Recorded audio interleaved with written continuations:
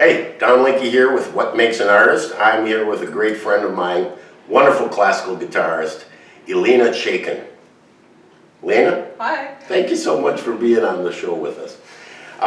We're going to cut right to your personal history. Like, how did you get to be where you are now? And maybe we can step through it from your earliest exposure to classical guitar and maybe some of your early teachers, and then eventually how you got to here at UWM, the University of Wisconsin-Milwaukee, at Peck School of Arts, by the way, is where Elina is stationed. I want to mention one thing real quickly, and Elina just finished her dissertation of her PhD, and it's looking good. So we're going to have to call her doctor from now on. I can hear that coming already. Yeah. But Elina, you were born where? So I'm from Minsk, Belarus, and this is a landlocked country in Eastern Europe. It has the border with Russia, Poland, Ukraine, Latvia.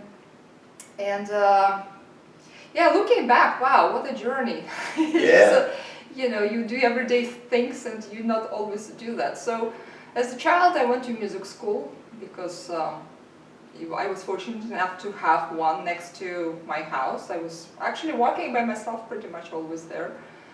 And I had a wonderful teacher, and then I was okay and had an opportunity to go to the music college. So I went to the college.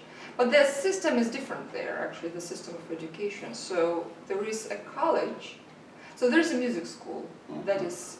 Dedicated music school? It's a dedicated music school, but it's not private, like, you know, in the United States, these kind of institutions, they're privately, so it's was kind of what would be here federal. I see. Right? So, okay. And you go there after school from your regular school, where you go like to middle school to high school. And besides your main instrument, you have a hearing, a music history, and we actually used to have an orchestra. Some kids would have a choir. So there would be more subjects that you needed to attend. Yeah. Even though as a kid you would absolutely hate to go to the solfege class. And what ages would you have been enrolled in that school? In that school, it depends on the instrument you would apply. So for strings, both strings and the piano, the course was 7 years. So 7 years. So you had to have 7 years before you graduate from your school. Okay, great. Yeah. And then after that you go to the what is called actually their technicum. It's not a college yet. Oh, okay. You're still not, after 7 years, no, you're still not in college. No. It's a technicum, and the technicum is absolutely dedicated. It's like a trade school, like in the United States, right? So you focus. You focus, and absolutely all kinds of subjects. You could like I have a degree in conducting from there, and at the same time as you are really practicing your instrument to be really good performer, and you have your hearing classes and solfege classes and harmony classes and the orchestra so you also have a music education and psychology. My goodness, yeah. And so and that's 4 years. Yeah. That's 4 years. So now you're already at 11 years after that? Okay, 7 years is for strings, for guitar is 5 years. I see, program. okay. So it depends on the instrument. Yeah, but still a good long time. Right. You know, now, just let me jump off on something, because that brings me to a subject that we've discussed once or twice in the past, and that is that seems to be, to me, a real difference compared to what is usually happening here in the States. Right. At least for the general population, right. You know. Have you seen that as far as the difference between? Absolutely. Absolutely. Because over there, of course, not everybody goes to the music school. Sure. Like not everybody goes to the music school here. I think the main difference is that here the conservatory type schools are private based, right? So it's really what parents can afford to pay. Sure, I see. Now, if that school, for example, would be federally sponsored, like just the same as the... So the music schools where I grew up, they were at the same status of funding as public schools here. Oh, Okay. So the teachers would be receiving absolutely the same benefits. They would have, you know, same vacations, Right. same pay as the public Interesting, schools. yeah. So it was basically, it was subsidized much more than it Right. is here. So the parents had generally. to pay maybe a semester, which is half a year, maybe what would be, but the pay was absolutely minimum, maybe $100, Yeah. like all, just it was really, but those schools, they would have an entrance exam, so, Uh-huh.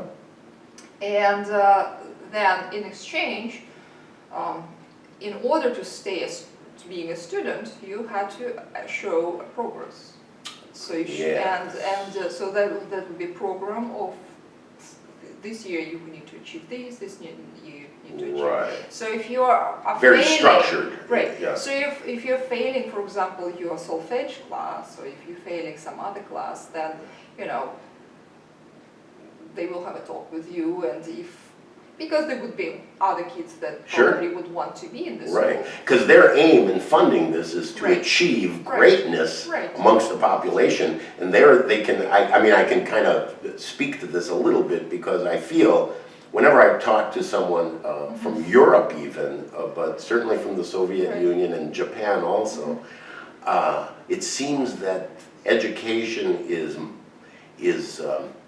choreographed a little bit more when it comes to the arts. In other words, they seek out people and run them through a process that eliminates people that maybe either don't have the will or possibly the talent.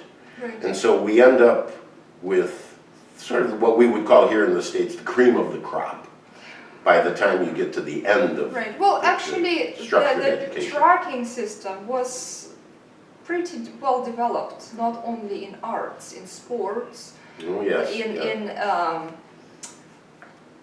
actually they would, like in our public school, they would, well, it's a little bit happening here with honor classes Mhm. and kids that can take more advanced maybe mathematics classes or physics or college level even classes. So they would select some children that show more ability in sciences and or more ability in languages. Yeah, Right? so across the Right. board in disciplines.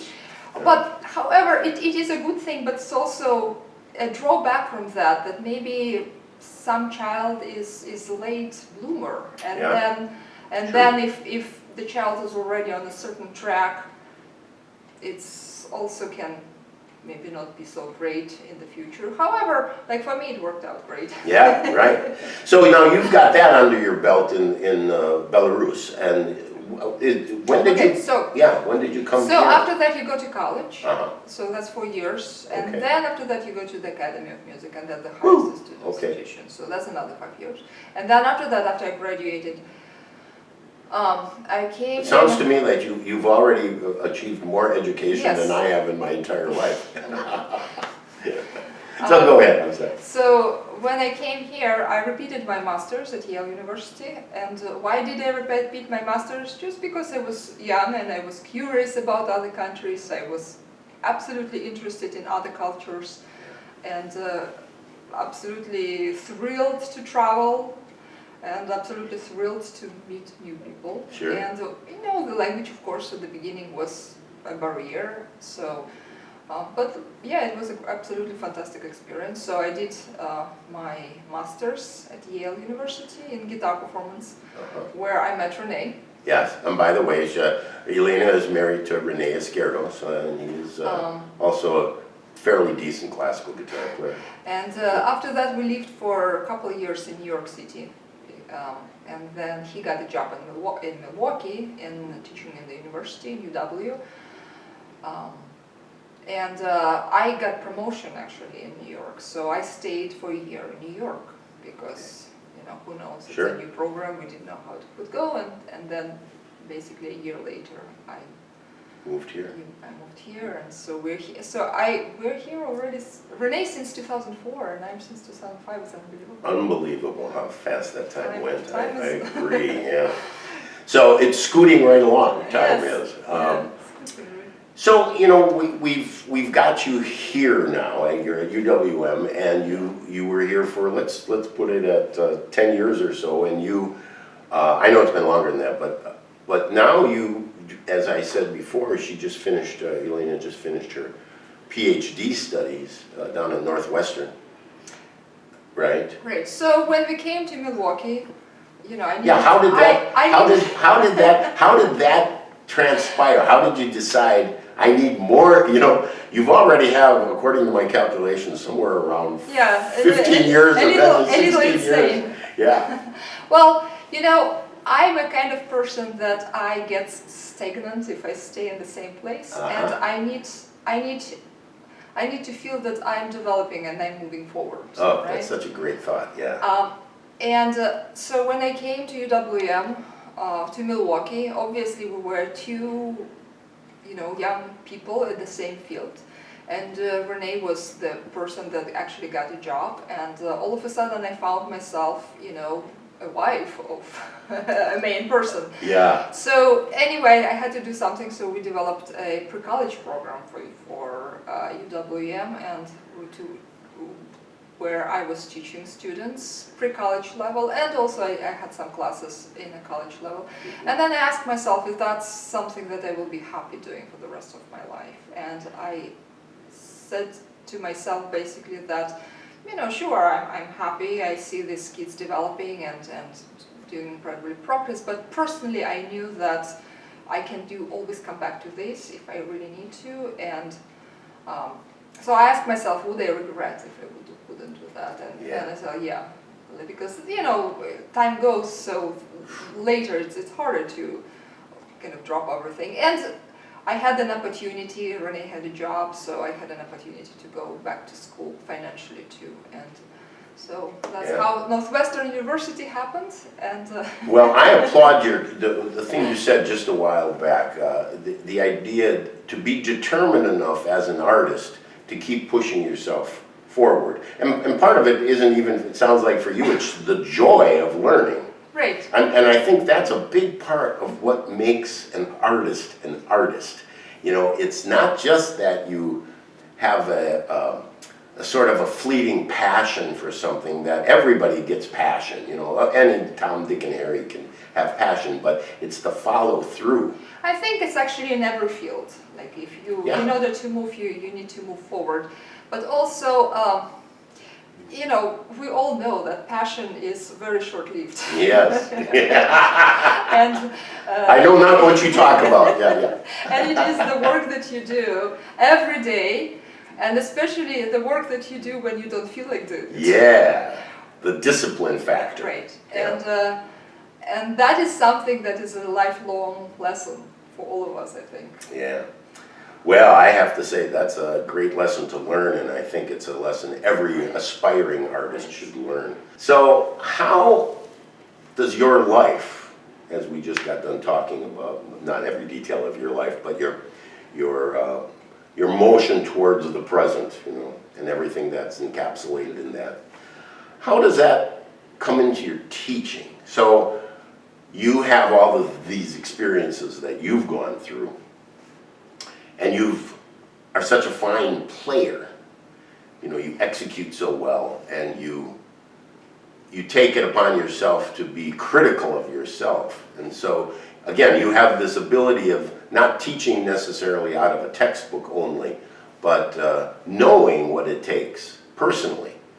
And maybe, I don't know, being able to give examples to students. I mean, how important is it to be a really solid, great player? How does that come into teaching as an attribute for the teacher? How do you feel about that? Well, performing and teaching are two different arts. And you really learn teaching by teaching. And I started, because the 90s, where I was growing up, they were really financially really difficult times. So at the same time as I was studying, I pretty much was teaching all the time. And eventually I was teaching in one of the schools where you start, in that professional school where you, right? So I did all kinds of mistakes, obviously, at the beginning, because there is really an art, and you really learn it by doing it. And your first year, you give all your heart, but you notice, oh, maybe this didn't happen, or you know, maybe the hand position is not where you want it to be, then maybe if you have a talented student, you don't realize that they also need to go in a slower pace, despite the fact that they can catch the information and learn pieces really quickly. And also a great help was the fact that we did have classes that talked about child psychology, age psychology, and I had very good first teachers, so I had pretty much a very clear idea how to start somebody on the instrument. Eventually, all the knowledge that you accumulate, and not only in performance, but in music history. See, right now we're these musical omnivores, right? Maybe never in the music history, if you take 18th century, 19th century, 16th century, people were musicians were playing the music of all times and nations. Yeah, right. And now in classical guitar, we play music, the Renaissance music, we play Baroque music, we play all kinds of instruments, historical instruments, we play Romantic transcriptions music, from we other play instruments, some jazz arrangements, we play, I don't know, Cuban song, we play Latin American, we play Spanish rasgueados. So stylistically, it's so diverse. And when I started, we would always go and see master classes from these greatest players that would come and show the piano, the violin master. And I always was intrigued by the idea of the style. When they say, oh, you don't play Debussy like you play Rachmaninoff, don't play Scriabin like you play Beethoven, right? You don't play Beethoven like Haydn. And that was, for the longest time, a mystery to me. And I think just because the more you really learn, and really in depth learn what are these different styles are. Well, do you think partially you learn that by actually playing them yourself? I think it's happening both. Yeah. I do think that physical listening to the music that is well performed of various styles and at home, us, Mir and Renee, we barely listen to guitar music. We listen to our orchestra, we listen to great pianists, we listen to, violin concertos, we listen to great, traditional jazz, Sure. folk music, Cuban music, Right. I don't know, Argentinian tango. Yeah, and again, I think that's a really interesting perspective. There's one thing you said a little while ago that caught my ear, and it's literally about the ear. It's listening to the examples. I mean, the examples are there. I can't fathom in the jazz world. I never understood students who would take the two-dimensional piece of music and try to learn the piece that was from the page only without going and listening to at least several examples of a great performance. I think we're so lucky right now. We live in this time, maybe not for the artists, but we live in this time that is so available. You can listen to so much. Just click YouTube and you find everything, and master classes and everything. It's just amazing. Like when we grew up, we would have to go to the library and listen for the long play and some in the radio. Right. So right now this information is available, and like what you're saying, I think ultimately will have a natural selection of who becomes an artist and who is doing, because there is also an element of people playing the music, enjoying the music, and maybe not doing music professionally. Because if you have a student who just does that, maybe they do need a guidance. I remember my first teacher actually recorded for me a cassette. And he recorded for me a cassette with Ivanov Kramskoy, some pieces with Asturias, with what else was there? With him playing? No, it's just I see, with the different artists. Different artists. Yeah. A mixtape. A mixtape. Yeah. And I remember I was listening to this, like, wow, guitar can do that. Because, when you start, you have no idea. Sometimes when we walk the walk and we have so much knowledge, we actually forget what it means not to know anything about the subject. Right. You know, and sometimes we treat the students as if it's logical, but they're babies. Right. You know. Right. You have the benefit of, as we expressed Right. before, all of those years Right. of a slow Exactly. accumulation of all this stuff. And, So I right. think in teaching, in my teaching at least, it's very important to take into consideration where the student come from. Mhm. You know, the background, the musical exposure, the art exposure, even the overall academia exposure. Because usually when people are doing well in academic fields, they tend to be more curious. Yeah. And if the person is not quite curious, maybe it's either nobody woke up that curiosity or somebody killed that curiosity, because a lot of students are afraid, right? Right. You know, psychologically we know that when young children come to school and they're not doing very well in school, they basically stop trying, Right. right? And they're kind of afraid of failure, right? But how do we become confident in ourselves enough that we fail? Right. Nobody fails on purpose. I understand what you're saying. Nobody fails on purpose. But you're not afraid to fail. But we do fail, Right. and in order to get better, you almost ultimately will fail. Right. And until you accept this fact, you're probably not really going to get better, because you will constantly kind of... Well, yes, I totally dig where that's coming from. And I'm going to go back to something, though, All right. because I would argue that everything that you're describing is based on the fact that you can play. So you can, because of that history, Right. you're here now. Yeah. So you can kind of think for the student. You can separate students from each other, Right. see what one student needs and Right. what another student Yes. needs, and that's based on your learning. Right. You know, I guess what I'm saying is I applaud the great performer who can also teach. And I agree 100% these are two different arts in a way. But I believe there's a linkage between those two that's real important. Certainly, because it is not enough to know how to swim and read all the instructions how to swim. You actually do need to go to the water and learn to swim. I mean, can you teach somebody to swim if you don't know how to swim? Right, right. And it's the same here, because these are the things there are things that you cannot teach if you have not walked the walk. Right. And especially, and I cannot stress this enough, when it comes to the performing.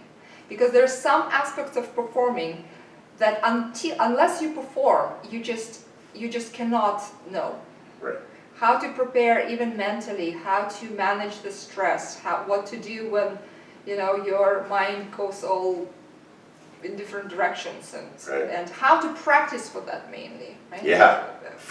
You know, that's interesting too, a preconception of the fact that you might get nervous. Right. And oh, you will, absolutely. Yeah, right. And then how do you become it's not that you don't ever, then you stop getting nervous, it's just that you're prepared for the nervousness. You just learn. It's similar in a way to being an athlete. It is what you learn by performing is you learn how to prepare in a different way. If you've never performed, if your goal is just to play for yourself in your kitchen, then you don't need to worry about that, right? If you will never ever attempt to play even for your closest person in your life, then you don't have to worry about it. But it's unrealistic, right? Somebody will ask you at least to play a happy birthday song. Right. And you better hope you can play that if you're calling yourself a player, right? Right. Right. Well, that reminds me, when I came to the United States, people would ask, what do you do? And I say, I'm a guitarist, I play guitar. And they, oh, I play guitar too. And then I would ask, so what do you play? Thinking that maybe they speak, Albanian, Stariga, or some little piece. And I play 2 chords. Right. And this was, I remember, a learning curve for me. Correct, yeah. Well, that's going to bring us to another subject. Okay. The difference between pop music and what I would call art music. Your playing of, say, a Tarega piece, or someone's strumming a few chords to accompany themselves on a folk song of some kind. Now, I know we can hear the difference pretty readily, but some people might say that there is no difference. Music is music. So why would you need to call a certain type of music art, and they feel like maybe that denigrates their efforts in the pop world? You know what I'm saying? Yeah, I think it is a matter of awareness, and it is a matter of awareness that you know, there is a skill that is presented just early on, and guitar is such a friendly instrument with the chords. You take a chord, and you know, of course, beginners, they would feel absolutely happy to strum a couple chords, and they feel that they're already playing an instrument. However, I think it is a bigger question of a matter of education in general, of understanding that you know, there are composers and there are pieces, not just in the guitar, but in general in musical world, that are really worth looking into, whether you understand them or not. Because in order to listen to a symphony, it's actually not always very easy if you are not prepared for that. And what do I mean by prepared? You do need to have some understanding of simpler musical forms in order to listen to more complex form. Maybe I will compare it, for example, to something that is more easy to understand. Maybe figure skating, for example, right? For example, if you take a beginner figure skater, maybe they can just not fall on the ice. Right, yeah, just not fall. But however, it's not that you're going to send this person to Olympics, right? Correct. And this figure skater that just starts skating probably would not say that, yes, they are skating. But Right. I think everybody would understand the difference between Right. them and somebody who is at the qualification to be considered to go for a competition. Right. Like That's a this. great analogy, actually. So it is the same in music, right? And when we see the Olympics, we understand that that's very highly skilled performances. However, we still may not understand everything that the judges are looking into, right? And all the little things that they're looking at. I think ultimately it's educationally, and it should come from the person that that desire just to get closer to something bigger than maybe our understanding. Sure. Yeah. Right? And as you start listening to this music, as you start getting in this world, you will find yourself drawn to it more and more, whether you play or not, or you just will be listening, just because there is really such a depth in it. And but you cannot make anybody do that. That's correct. And so, You only can inspire. that's a wonderful point, and I think that's what you do. That's what Renee does. That's what great players do. And I think we're up against something, though, and that's what these interviews are kind of trying to get to. I think the art, and I don't like the word problem. Maybe I'll say the word situation with the art. Is, United States in general is a kind of capitalist country. Kind of. Right. And in a capitalist society, the success somewhat measured by the amount of monetary compensation that you receive. Yes. Right? So in terms of sport, maybe a lot of young people would want to go there just because there is a really feasible opportunity to, if you are good, to get compensated. And art is a little harder. Mm-hmm. So, however, I think educational institutions, I hope that the art is not completely going to deteriorate Right. the It classes. it gets devalued to a point of where it becomes what people feel is worthless. Right, You know, right. with And the monetary. with that, I would say that, you know, and I don't like comparing United States to other countries. However, I think we're at the point that I will do that. Like in Europe, for example, you may be not necessarily monetarily compensated, but educationally and culturally and historically, people appreciate higher art. Yeah, there's a prestige Right. that's allotted Right. to the aspiring even artist, the person who has that as a direction. And I'll tell you that the class, for example, I'm teaching the general education requirement class in UWM. I'll tell you that a lot of students, they really miss art from their life. Mm-hmm. And just because they were not, you know, didn't have music at school, like a lot of schools now Right. cut the Yeah. programs, unfortunately. But see, they have a chance and they take this class. I mean, they just don't know anything about it, Right. because they've not been And educated. exposed, yeah. Because it's like if you don't, if you are not taught algebra or mathematics, like, or what's 2 plus 2 in school, how would you know that? Like, you know, you will hope your parents teach. I mean, we all acquire this knowledge. This is something that generations before us left us. So Right. so it is a discipline that it's not. You cannot learn it just by looking at it once. Correct, right. And I think society, as you said, look, I'm not going to, Right. like, No, I don't have to, I live right. here, I came from the United States, so I'm not happy at all Right. with the state of art in the United States.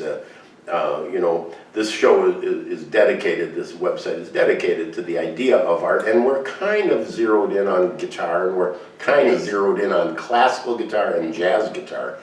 And classical has actually a bit of an advantage even from the standpoint of longevity. Mm-hmm. You know, it's been around long enough that people, you know, I don't think it's understood much better, but I think it has in the general public's mind, the classical musician kind of comes with a little bit of prestige. Mm-hmm. The jazz musician is still fighting for that, I think, a little bit. I feel strongly about it, but that all being said, I wonder if maybe, I don't want to say a militant stance, but a less indulgent stance of the true artists and aspiring artists, if we maybe take a little firmer stance about not trying to change the world necessarily, but maybe not being quite as you know, well, everything is good, you know, it's all good. We here at UWM, and I'm not going to go into the details of it, but we have situations where seems some students do a lot more work to achieve a degree than other students do to achieve a degree, and part of that is based on popularity of the type of music. Right. You know. Well, and I think to some degree it's unfortunate, because when you go to school, what you want to gain is the ultimate amount of knowledge that you can, and then you know, life is ultimately is your judge. Mm-hmm. And that's true. And what can you do with this knowledge and information, skills, mainly skills that you received? That's ultimate. Well, I know one thing you can do with it, and I know you do, but I hope you do, and I think you do. You can be proud of it. I think you can, without being, you know, pride is a funny thing too, because I think pride can be misinterpreted as Right. Elitism. Yes, yes, yes. But I think we're losing Like our sense of pride. You know, like I think we should. Satisfaction with the knowledge. Right. Yeah. And that is a driving force. Well, I mean, this is a capitalist society, and you have to pay your bills. So, but I think Right. maybe a healthy balance of both. But Yeah. but certainly you need to be content with what you do and who you are. Right. Now, to what you said, the quality, of course, ultimately is what you're doing it for. if you are trying to be an artist, you know, ultimately you need to have the utmost quality that you can afford, because that's what will guarantee your longevity in this world. Now, if you don't have that ultimate quality, same example that I said with figure skating, right? Right. Maybe in guitar is not as deadly to make a mistake. Right, true, yeah. You don't end up with a broken bone usually.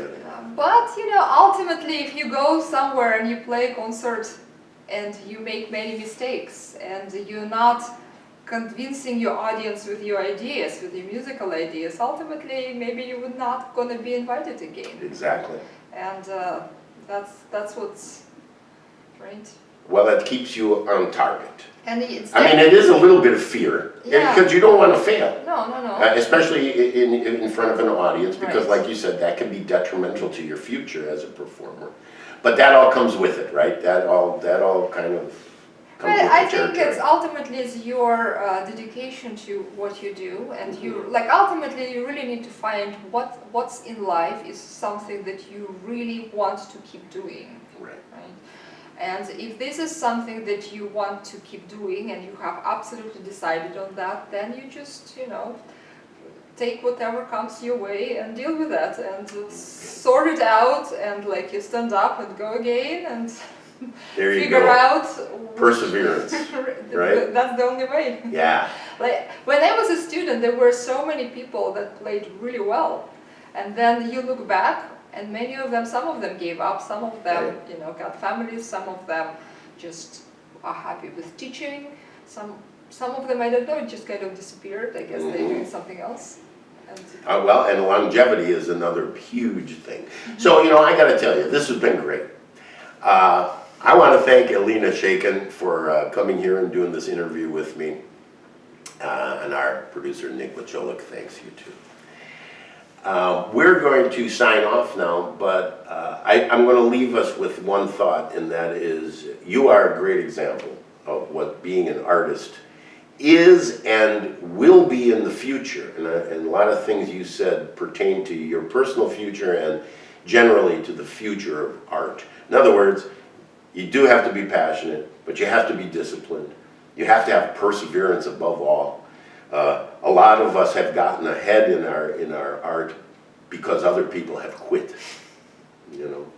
And so being an artist, primarily, I think, and I gotta say you exhibit that, certainly Renee exhibits it, is staying with it and keeping moving forward. I want to think that, you know, time that we spend get us some wisdom in our field as well. So yeah, they quit, but you know, we. That's right. Thank you. Well, thank you. See you guys later.